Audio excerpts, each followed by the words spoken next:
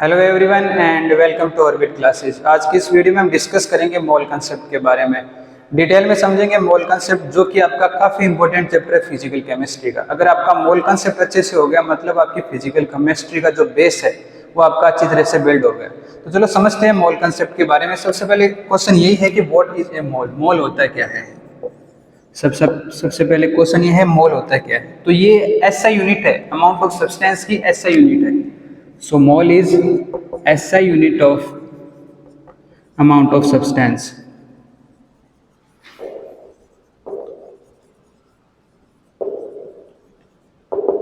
SI unit of amount of substance.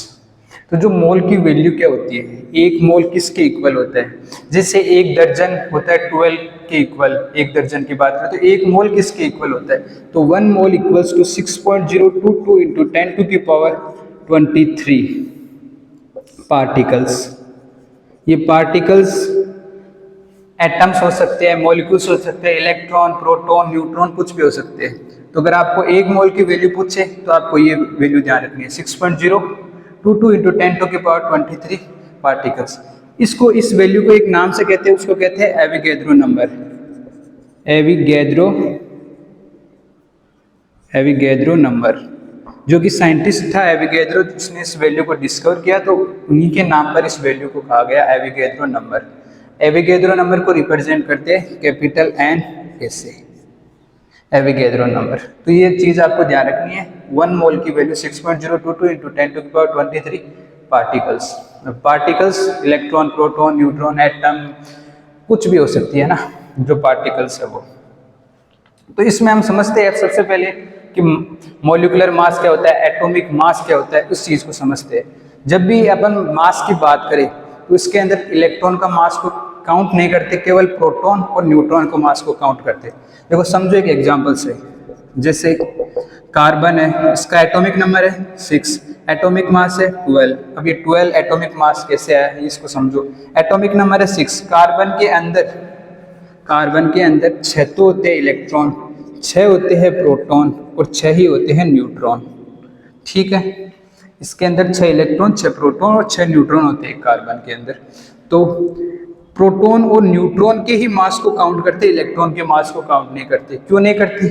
Mass of electron है वो बहुत ही छोटा होता है। मास ऑफ इलेक्ट्रॉन होता है 9.1 इंटू 10 टू की पावर -31 kg, जबकि मास ऑफ न्यूट्रॉन और प्रोटॉन, मास ऑफ न्यूट्रॉन और मास ऑफ प्रोटॉन दोनों की सेम ही वैल्यू होती है, जो होती है 1.67 इंटू 10 टू की पावर -27 kg।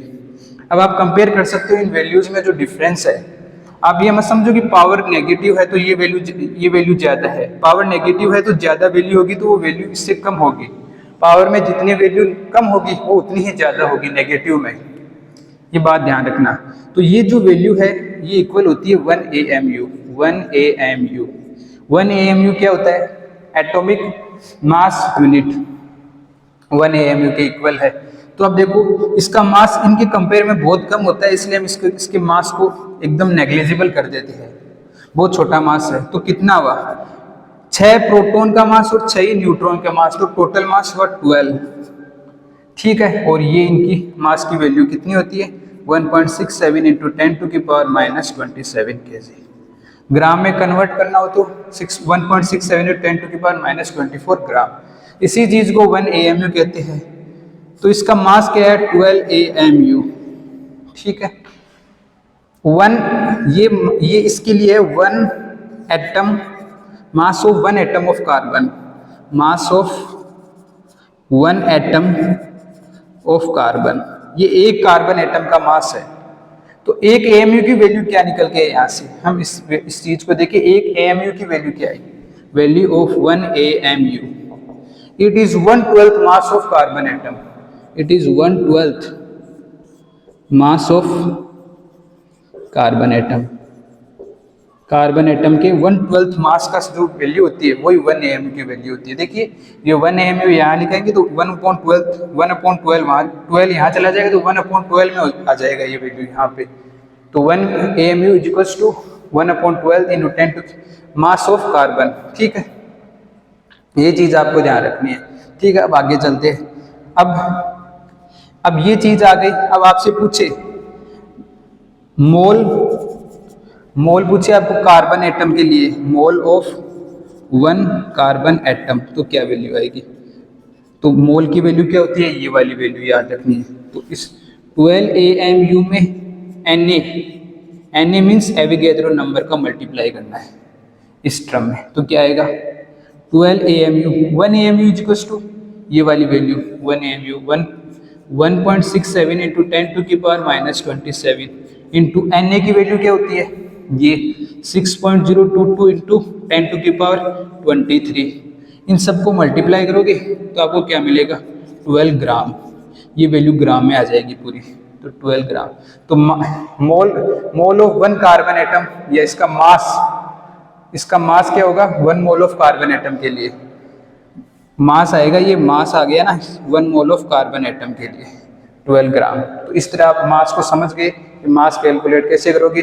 1 AMU की वैल्यू क्या होगी? 1/12 मास ऑफ कार्बन एटम। ठीक है, ये तो बेसिक चीज रहेगी मोल के बारे में। अब जो फॉर्मूले मोल के, सबसे ज्यादा 3 फॉर्मूले, वो 3 फॉर्मूले लगभग पूरे चैप्टर में केवल वो यूज होंगे।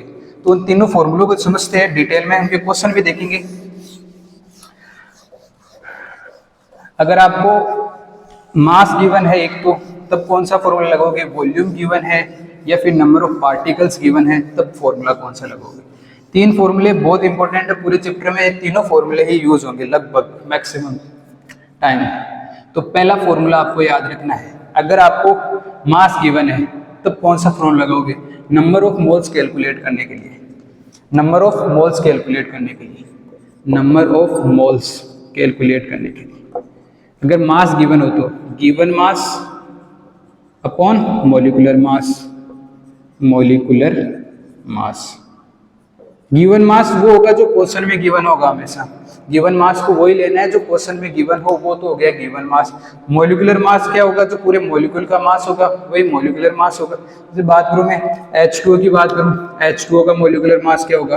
तो हाइड्रोजन का मॉलिक्यूलर मास क्या होता है? 1। हाइड्रोजन कितने हैं? 2। 1 इंटू 2 प्लस ऑक्सीजन का इस पूरे मॉलिक्यूल का calculate, atomic mass of oxygen कितना हुआ? 16। तो टोटल कितना है? 18 ग्राम। तो ये इसका पूरे मॉलिक्यूल का आ गया ना मॉलिक्यूलर मास। एक एटम का निकाल दे तो एटॉमिक मास हो गया, पूरे मॉलिक्यूल का निकाल दे तो हो गया मॉलिक्यूलर मास। तो आपको ये फॉर्मूला याद रखना है। ठीक है, बात करते हैं अगले फॉर्मूले की, नंबर ऑफ मोल्स कैलकुलेट करने का। नंबर ऑफ मोल्स, अगर वॉल्यूम गिवन हो तो गिवन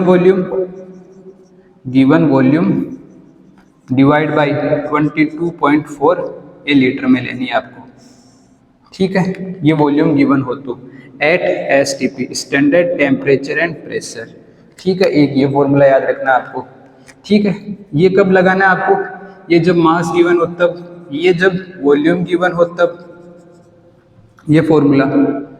ठीक है, एक और गिवन है जब पार्टिकल्स गिवन है या मॉलिक्यूल्स गिवन हो तब ये लगाना है। नंबर ऑफ मोल्स इक्वल होंगे गिवन मॉलिक्यूल्स या पार्टिकल्स, पार्टिकल कह दो या मॉलिक्यूल कह दो, पार्टिकल में सारे आ गए इलेक्ट्रॉन, प्रोटॉन, न्यूट्रॉन। ठीक है, given particles divide by Na। ये फॉर्मूला आपको लगाना है जब आपको number of particles find out करने के लिए पूछे। तो गिवन पार्टिकल्स जो हो वो रख देना। ठीक है, इनके एक एक क्वेश्चन देखते हैं जिससे आपको ज्यादा क्लियर होंगे फॉर्मूले। यहाँ Na क्या? एविगेद्रो नंबर, जिसकी वैल्यू क्या होती है? 6.022 इंटू 10⁻23 ये वैल्यू। ठीक है, अब एक एक क्वेश्चन देखते हैं इनका। जैसे आपको कहे कि 36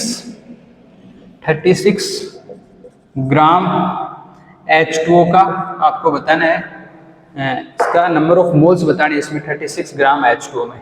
find number of moles, find number of moles, इसके लिए बताओ।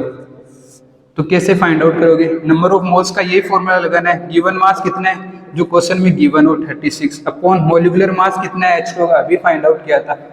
हाइड्रोजन का एक होता है, 2 हाइड्रोजन दे रखे 2, और ऑक्सीजन का 16, 18 आ गया। तो कितने आ गए? 2 मोल आ गए। ठीक है, अगर आपको ये फॉर्मूला लगाना है given mass upon molecular mass, अगर मास गिवन है तो।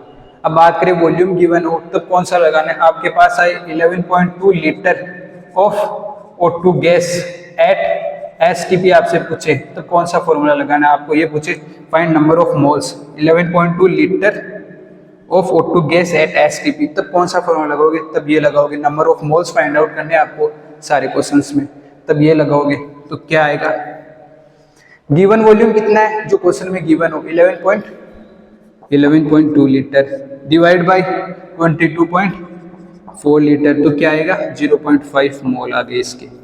ये मोल कैलकुलेट करने का तरीका हो गया। अब बात करते हैं पार्टिकल्स की, तो आपको दे रखा हो 12 × 10⁻24 मॉलिक्यूल्स ऑफ O2 गैस। तब आपको इसमें पूछे फाइंड नंबर ऑफ मोल्स, तो कैसे कैलकुलेट करोगे, अगर ये चीज दी हुई हो तो आप कैसे कैलकुलेट करोगे, तो गिवन नंबर ऑफ पार्टिकल्स कितने हैं, ये 12 × 10⁻24 अपॉन एविगेड्रो नंबर से डिवाइड करना है इसको। एविगेड्रो नंबर की वैल्यू क्या होती है 6.022 × 10⁻23, हम इसको अप्रोक्स ले लेते हैं 6 × 10⁻23, तो ये आ जाएगा 20 मोल्स, ये आ जाएगा 20 मोल्स। ये 23 है पावर में, 24 ऊपर जाएगा तो 10 बचेगा, ये कट होके और ये से 2 से डिवाइड होगा तो 20 मोल्स। तो इस तरह आपको इन तीनों फॉर्मूले का यूज करना है, ठीक है। ये तीनों फॉर्मूले बहुत इंपॉर्टेंट है, पूरे चैप्टर में ये तीनों फॉर्मूले यूज होंगे मैक्सिमम टाइम, कहीं भी कोई भी चीज आएगी वहां ये फॉर्मूले लग जाएंगे, ठीक है। अब मैं इसमें पूछूं आपको, ये क्वेश्चन ले लेते हैं दोबारा, 12 × 10⁻24 मॉलिक्यूल्स ऑफ O2 दे रखा है अपने को, O2 गैस। आपको फाइंड करना है इसका mass of O2 gas and volume of O2 gas. तो आप क्या करोगे इसी क्वेश्चन में ये, ठीक है, आपको ये दे रखा हो 12 × 10⁻24 मॉलिक्यूल्स ऑफ O2 गैस और मास ऑफ और volume of O2 gas find out करने के लिए पूछे तो क्या करोगे। आपको करना क्या है, ये फॉर्मूला ही यूज करना है सबसे पहले, ठीक है। तो आपको करना क्या है, सबसे पहले नंबर ऑफ मोल्स कैसे निकालोगे, जब पार्टिकल्स या फिर मॉलिक्यूल्स गिवन हो तो given molecules upon Avogadro number. Avogadro number की वैल्यू क्या आती है 6 × 10⁻23, तो ये आ गए 20 मोल आ गए जो कि हमने यहाँ कैलकुलेट किए थे। ये फॉर्मूला लगाया हमने पार्टिकल्स या मॉलिक्यूल्स गिवन हो तब, ठीक है। अब क्या पूछा है मास ऑफ O2 गैस और वॉल्यूम ऑफ O2 गैस, तो अपन को दो फॉर्मूले पता है मास और वॉल्यूम के, number of moles given mass upon molecular mass. तो नंबर ऑफ मोल्स कितने हैं इससे, यहाँ से 20 मोल आ गए। गिवन मास पूछा है अपन को कितना मास है O2 गैस का, तो गिवन मास ही तो अपन को कैलकुलेट करना है। मॉलिक्यूलर मास तो ऑक्सीजन का कितना है, एक ऑक्सीजन का 16, तो दो के कितने हो गए 32, तो गिवन मास क्या आ गया यहाँ से, गिवन मास ये आ गया 32 × 20 जो कि आएगा 640 ग्राम, ये आ गया आपके पास गिवन मास। अब आपसे एक चीज और पूछिए, वो है वॉल्यूम कितनी आएगी, तो वॉल्यूम का कौन सा फॉर्मूला होगा मोल्स के टर्म में, number of moles equals to given volume upon 22.4, ठीक है। नंबर ऑफ मोल्स कितने है 20 अपॉन गिवन मास, अपन को जो कैलकुलेट करना है गिवन मास अपॉन 22.4, ये लीटर में लेना है, ये लीटर में है, ठीक है।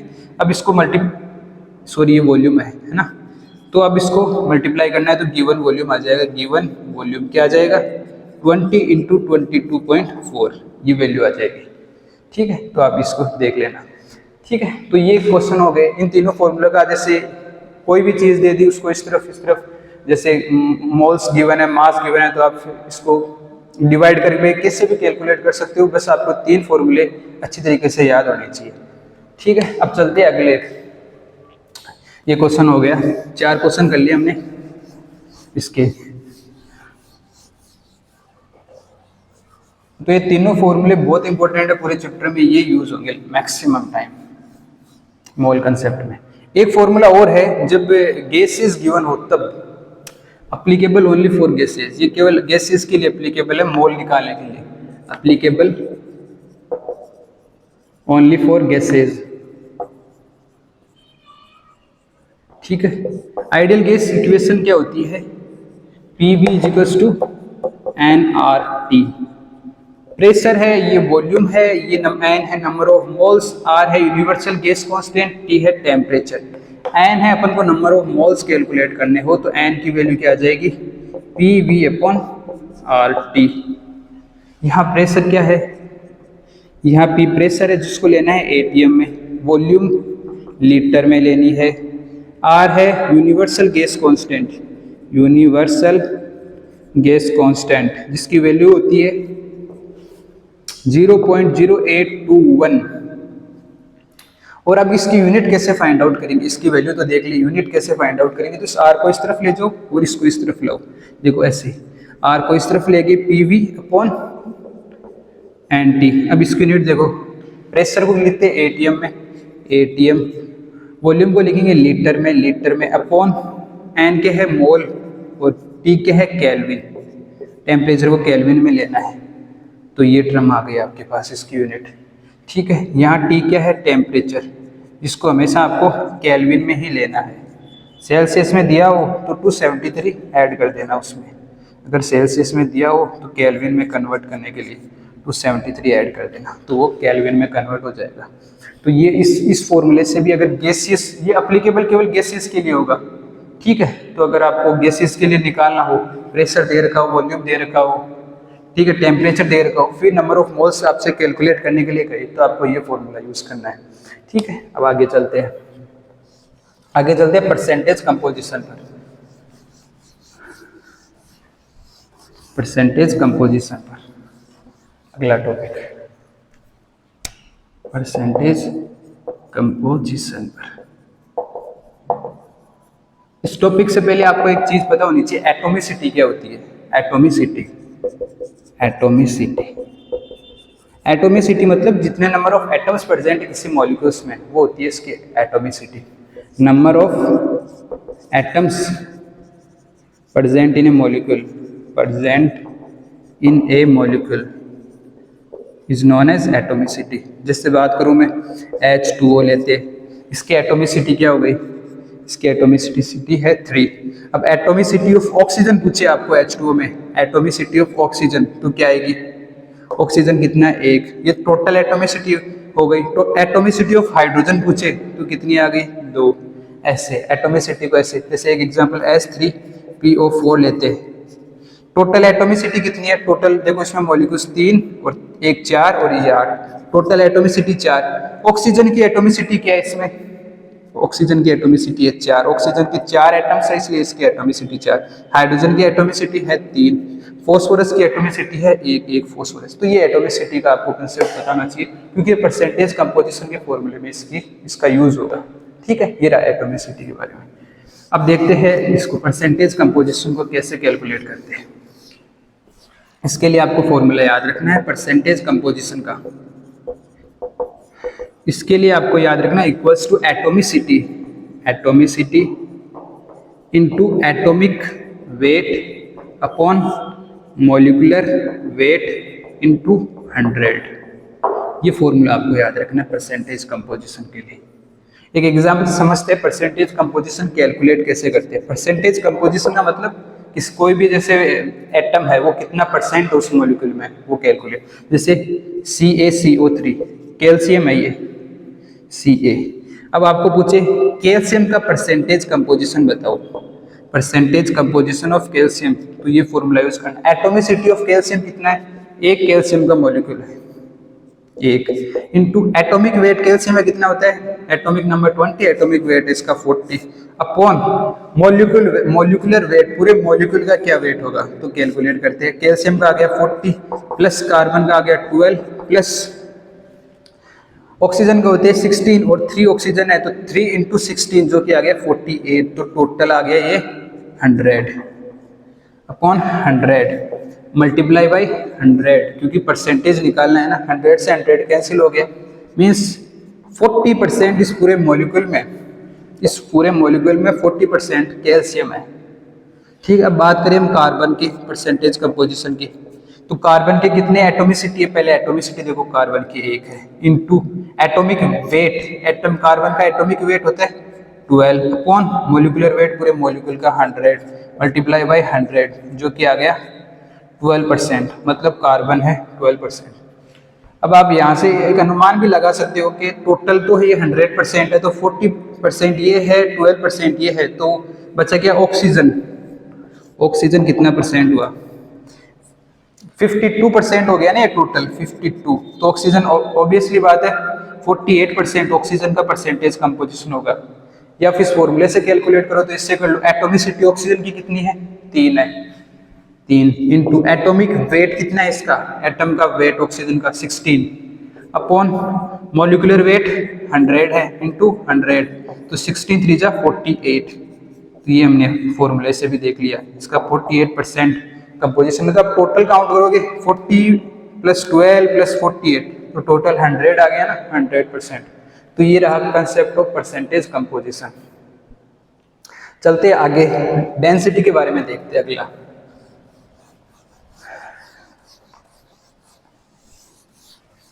ये क्विक रिवीजन कर रहे हैं हम इसका मोल कंसेप्ट का एकदम जल्दी, जो मेन आपके टॉपिक्स है वो देख रहे हैं। अगला है डेंसिटी। वैसे तो सारे टॉपिक्स इंपॉर्टेंट है इसके और सारे टॉपिक्स को ही देख रहे हैं हम, लेकिन जल्दी स्पीडली। डेंसिटी, डेंसिटी का क्या फॉर्मूला होता है, डेंसिटी का फॉर्मूला होता है मास अपॉन वॉल्यूम। डेंसिटी का यही तो होता है, density is mass upon volume. देखो डेंसिटी दो तरह की होती है, एक तो होती है एब्सोल्यूट डेंसिटी, एक होती है रिलेटिव डेंसिटी।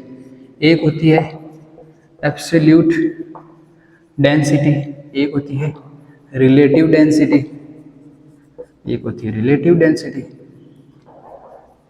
एब्सोल्यूट डेंसिटी तो जैसे किसी सॉलिड या लिक्विड के लिए जो फॉर्मूला होगा वो यही होगा, density mass upon volume. Relative मतलब किसी एक मॉलिक्यूल को दूसरे मॉलिक्यूल के रिलेटिव में जो डेंसिटी होगी वो होगी रिलेटिव डेंसिटी। तो हम देखते हैं पहले सॉलिड और लिक्विड में डेंसिटी, एब्सोल्यूट डेंसिटी देखते हैं फॉर सॉलिड एंड लिक्विड। पहले सॉलिड एंड लिक्विड के लिए देखते हैं डेंसिटी, गैसेस के लिए अलग से देखेंगे। तो एब्सोल्यूट डेंसिटी क्या होगी, absolute density for solid and liquid, density का फॉर्मूला क्या होता है, मास अपॉन वॉल्यूम। ये यूज करना आपको, एब्सोल्यूट डेंसिटी, ठीक है।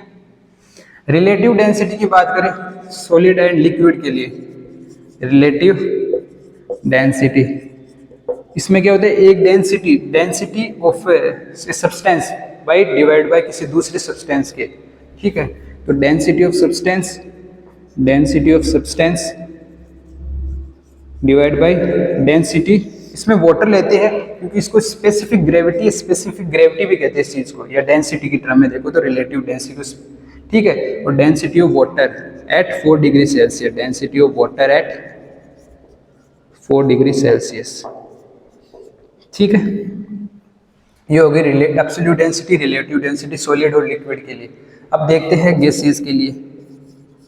गैसेस के लिए सबसे पहले देखते हैं एब्सोल्यूट डेंसिटी क्या होती है गैसेस के लिए, ठीक है।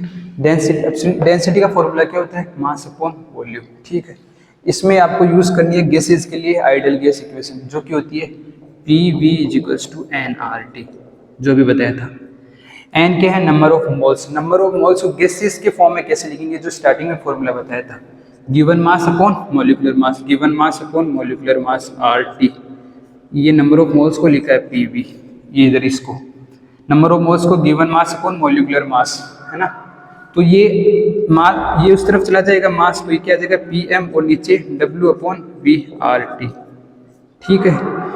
ये given mass upon volume, density का क्या होता है, मास अपॉन वॉल्यूम। तो ये क्या चीज बन गई, डेंसिटी, ये टर्म आ गई डेंसिटी। तो यहाँ से डेंसिटी का क्या फॉर्मूला आ रहा है, इस RT को इस तरफ डिवाइड में लिया है तो ये क्या आएगा, डेंसिटी का RT। Density is equal to PM upon RT। तो एब्सोल्यूट डेंसिटी का for gases PM upon RT। R की वैल्यू आपको पता है, यूनिवर्सल गैस कांस्टेंट 0.0821, ठीक है। ये याद रखनी है आपको। इसकी यूनिट कैसे निकालोगे, इसको इस तरफ ले जाओ और बाकी टर्म को इस तरफ लेके आ जाओ, यहाँ से इसकी यूनिट यहाँ से आ जाएगी जो हमने निकाली थी ना, ATM लीटर मोल केल्विन। ये और इसको आप इस टर्म को आप डायरेक्ट शॉर्ट में 1/12 भी लिख सकते हो। जब 1/12 को डिवाइड करेंगे तो ये टर्म आएगी 0.821 1/12 को, क्वेश्चंस में इस चीज़ को आप डायरेक्ट यूज़ कर सकते हो, बजाय कि 0.821 रखने की बजाय 1/12 रख दो। ठीक है, अब बात करते हैं रिलेटिव डेंसिटी की। रिलेटिव डेंसिटी का क्या फॉर्मूला होगा? रिलेटिव डेंसिटी मतलब एक डेंसिटी किसी दूसरे से कंपेयर करते हैं, तो गैसेस के लिए क्या होता है, प्रेशर और टेम्परेचर कांस्टेंट होता है रिलेटिव डेंसिटी की टर्म में। ठीक है, तो बचा क्या, ये प्रेशर है ये, और टेम्परेचर ये कांस्टेंट है। आर तो वैसे ही है यूनिवर्सल गैस कांस्टेंट। तो डेंसिटी और मास, दो गैस है, एक की डेंसिटी d1 दूसरी की d2। एक की डेंसिटी का मास d1 का मास m1, दूसरे का मास m2। तो ये टर्म ये आ गई रिलेटिव डेंसिटी। तो ये पूरा डेंसिटी के बारे में कंसेप्ट रहा। ठीक है, अब आपको जो मेन चीज सबसे ज्यादा ध्यान रखनी है, एक तो ये फॉर्मूला रख लेना, डेंसिटी मास अपॉन वॉल्यूम, ये यूज होगा। इसमें जो चीज सबसे ज्यादा यूज होती है वो होती है वेपर डेंसिटी। कैसे कैलकुलेट करते हैं वेपर डेंसिटी? ठीक है, वेपर डेंसिटी कैलकुलेट करनी है तो आपको मॉलिक्यूलर वेट है उसको 2 से डिवाइड कर देना, मॉलिक्यूलर वेट डिवाइड बाई 2, तो आपको मिल जाएगी वेपर डेंसिटी। ठीक है, ये वेपर डेंसिटी निकालने का हो गया। जैसे एक एग्जांपल देता हूं मैं आपको SO2 की वेपर डेंसिटी फाइंड आउट करनी है। SO2 की वेपर डेंसिटी तो कैसे कैलकुलेट करोगे?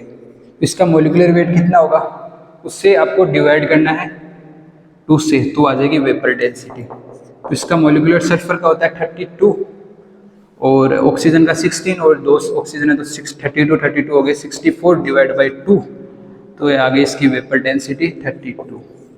तो आपको ऐसे वेपर डेंसिटी कैलकुलेट करनी है। किसी की वेपर डेंसिटी कैलकुलेट करने के लिए तो डायरेक्ट मॉलिक्यूलर वेट को 2 से डिवाइड कर देना, उसकी वेपर डेंसिटी आ गई।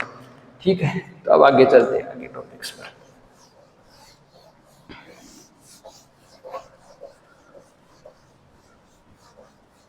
अगला टॉपिक है average atomic mass.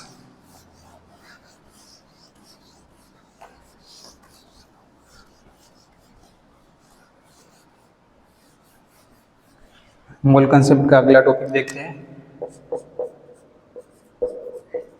Average atomic mass.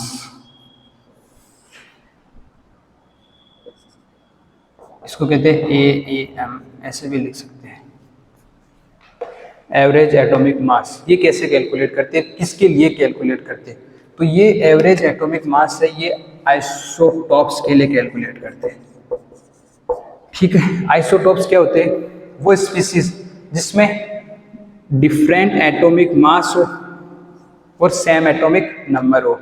जैसे हाइड्रोजन के 3 आइसोटॉप्स होते हैं, हाइड्रोजन के इसमें ये इनका देखो एटॉमिक मास देखो सबका डिफरेंट है, प्रोटियम, ड्यूटेरियम, ट्रिटियम, ये हाइड्रोजन के 3 आइसोटॉप्स हो गए। इनका देखो एटॉमिक मास डिफरेंट लेकिन एटॉमिक नंबर सेम है, तो आइसोटॉप्स के लिए होते हैं। एवरेज इनका सबका एवरेज एटॉमिक मास कैसे कैलकुलेट करते हैं? तो इसके लिए आपको उसका परसेंटेज अबंडेंस पता होना चाहिए, मतलब वो कितना परसेंट है, उससे उसके हिसाब से आप कैलकुलेट कर पाओगे कि इसका एवरेज एटॉमिक मास क्या होगा। जैसे बात करते हैं एक एटम, कोई भी एक एटम है, सपोज दैट उसका एक का परसेंटेज अबंडेंस I1 दे रखा है, इसका एक दूसरा आइसोटोप है उसका परसेंटेज अबंडेंस I2 दे रखा है। तो ये फॉर्मूला कैसे बनेगा?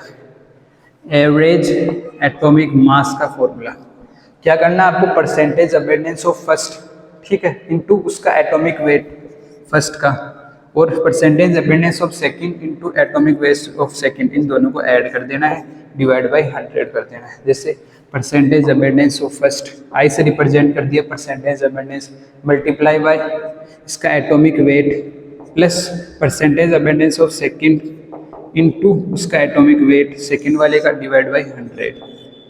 ये फॉर्मूला यूज करना है एवरेज एटॉमिक मास के लिए। ठीक है, अब देखते हैं इसका एक एग्जांपल से समझते हैं इसको। जैसे क्लोरीन है, क्लोरीन के 2 आइसोटॉप्स होते हैं, एक तो 35 होता है किसी का उसका एटॉमिक नंबर, और एक होता है 37। अब आप ये होता है 75% अबंडेंस होती है इसकी पाई जाने की, और ये होती है 25%। अब आपसे पूछे इसका एवरेज एटॉमिक मास कैलकुलेट करो। तो कैसे कैलकुलेट करोगे एवरेज? इस फॉर्मूले में इसको पुटअप करना है, तो इस टर्म को इस फॉर्मूले में पुट करना है। तो परसेंटेज अबंडेंस I1 की वैल्यू कितनी है 75 इंटू इसका एटॉमिक वेट कितना है 35 plus percentage abundance of second कितना है 25 इंटू इसका एटॉमिक वेट कितना है 37 और डिवाइड बाय 100। ये तो इसको आप कैलकुलेट करोगे तो ये वैल्यू आपको 37.5 मिलेगी। आप देखोगे क्लोरीन का जैसे एटॉमिक मास होता है वो यही होता है 37.5। दो इसके आइसोटोप्स है तो इनका जो कैलकुलेट किया तो यही तो आया एवरेज एटॉमिक मास। ठीक है, ये रहा एवरेज एटॉमिक मास के बारे में। ठीक है, आगे चलते हैं। मॉलिक्यूलर एवरेज मॉलिक्यूलर मास कैसे कैलकुलेट, ये आइसोटोप्स के लिए कैलकुलेट होगा। ठीक है, आइसोटोप्स क्या होते हैं?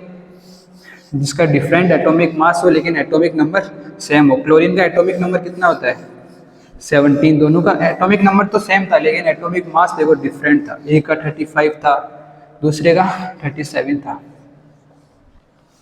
अगला टॉपिक है molecular average molecular mass. Average molecular mass AMM, ये कैसे कैलकुलेट करते हैं?